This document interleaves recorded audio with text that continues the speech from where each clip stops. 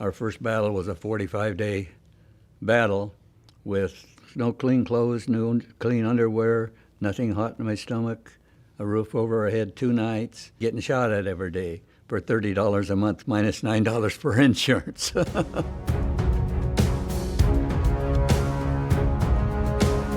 And it was a Sunday morning.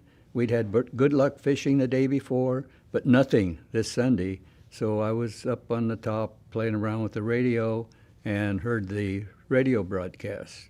And I didn't pay that much attention to it because we'd had a 3 or 4 years early invasion from Mars on a radio program that got everybody shook up. And, 15-year-old kid, so I called the captain.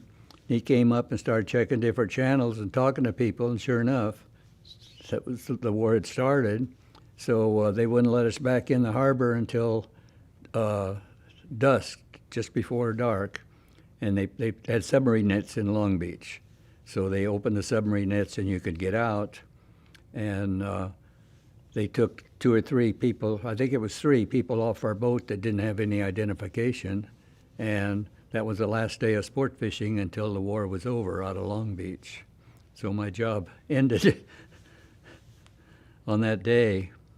Went into the Army March the 30th, had graduated from high school in February, signed up for the draft in December, had my physical in January.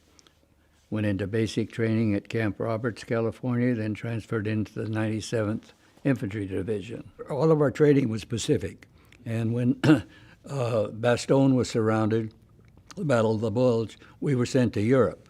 We were in a convoy, so it took us, I think, 12 or 14 days, and we were on a refit pre-war luxury liner, and we were the 5th deck down. We were below the water line, so if a torpedo hit our ship, we were all doomed.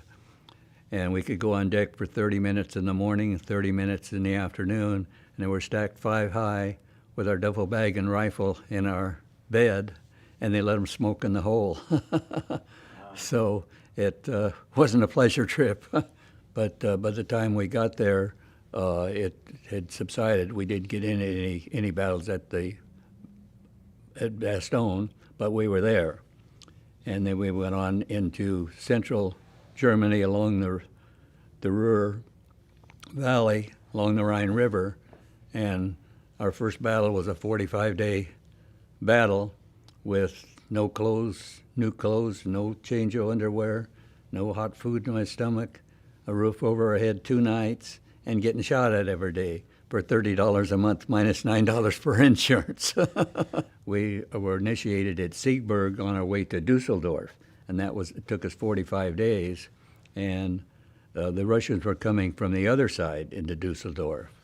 So that was our objective, and it took that long, and it was no fun, but you didn't have time to think about it. You just tried to stay alive and well, and at night we would stand guard an hour and sleep an hour, so we never had enough sleep. So if we had a 15-minute break, I could sleep 10 minutes of it. I was a BAR man in infantry platoon. The BAR was a great weapon, weighed 19 pounds.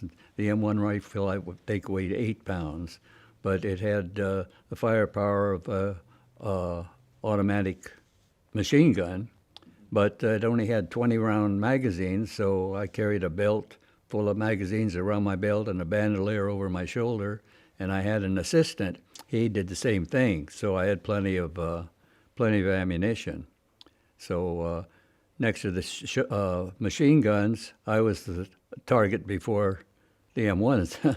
We had a bazooka in I still don't know where it came from, but we had one, and we got a rogue tank crossed our path, and we knocked it out with that bazooka.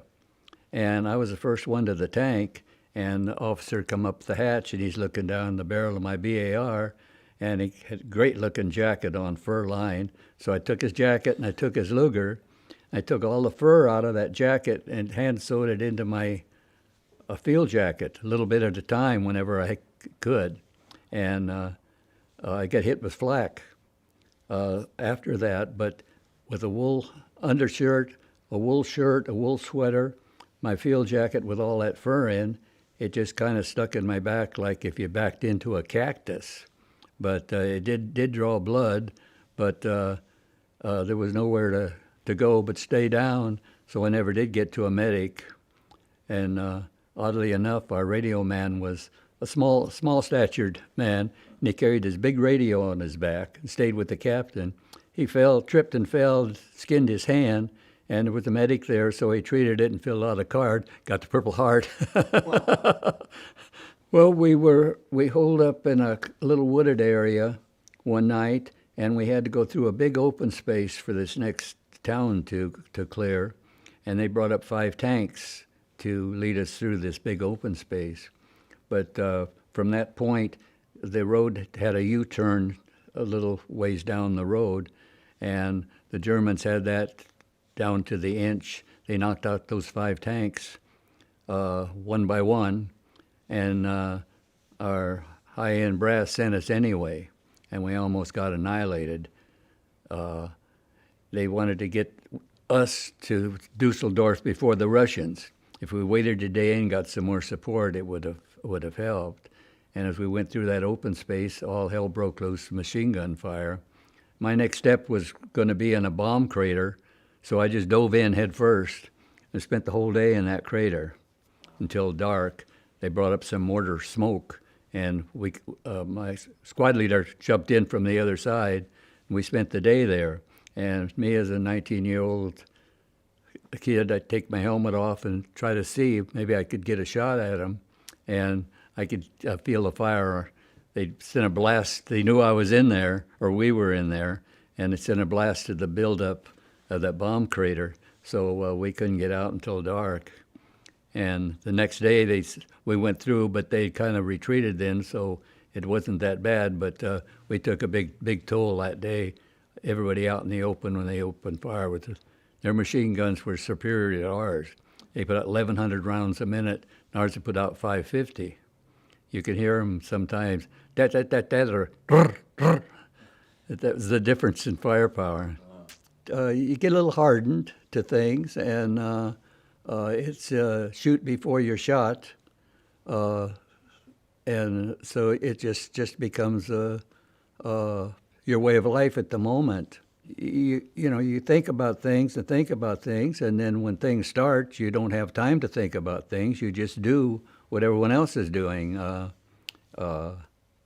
It's the bang bang shoot 'em up of a war, which is horrible. We thought we were going to stay in Dusseldorf for a few days, and I was next up for a 3-day trip to the French Riviera. And all of a sudden, grab your stuff and let's go. We got into trucks and headed east. That's when we were transferred into Patton's Third Army. And the truck stopped after 2 or 3 hours, and we got out. There was a big covered plunge, Olympic-style pool, and the engineers had got the heaters going. We stopped, we all got in and took a communal bath in that, and we got clean clothes. And that was heaven on earth. A rider came through and told us the war was over, the Germans had surrendered, and we weren't quite ready to quit.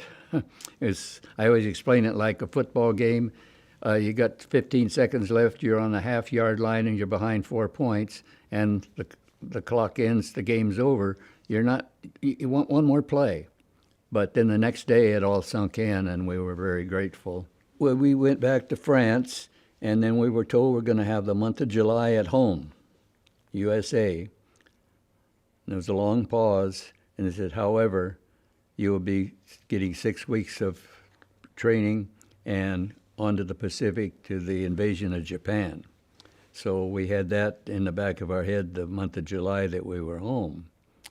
So we went back to Fort Bragg, North Carolina, first part of August, supposed to have 6 weeks training, and the Japanese surrendered on August the 14th. The next week we were in Seattle and on freighters, half loaded on freighters, and shipped out. We didn't get the full 6 weeks. But 2 days at sea, they came down with the ruling, all GIs that had 45 points or more didn't have to leave the United States. And we all had more than 45 points. So we spent 37 days on a freighter from Seattle to Yokohama. 10 days coming back, but 37 days to get there. We stopped in Hawaii for a couple days. We stopped in the Philippines but didn't get off the ship. We stopped at Iwo Jima and got to see all the remains of that battle with the 6,500 white crosses at the far end of the airport. Or the airport, it was just a landing strip. It's such a small island. And then we went to sea. A typhoon was coming, and then back to Iwo. Then we sat in Tokyo Bay for 2 days and became the second shipload to unload on Japanese soil. Well, we were just occupational troops, and we didn't know what to expect when we got off the ship, but there was nothing I ever saw or heard of that there was any repercussion or uprisings of any kind. And we were sent to about 40 miles north of Tokyo to it was a big airport with big hangars, and our whole company was in one hangar, 250 men in one hangar, cots all over the place. And there was a notice on the bulletin board that tryouts for the football team, division football team.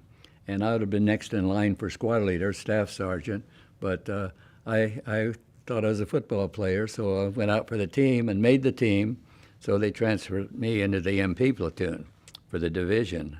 And that was much, much different than being in the infantry. That's kind of a funny story. Okay. I had got transferred into the MP platoon because I made the football team, and toward the end when they were breaking down our division, we were transferred into 1st Cavalry. A buddy of mine that I went to high school with and all through the war with was transferred into the headquarters company, and he contacted me, didn't get any beer ration, could I help him?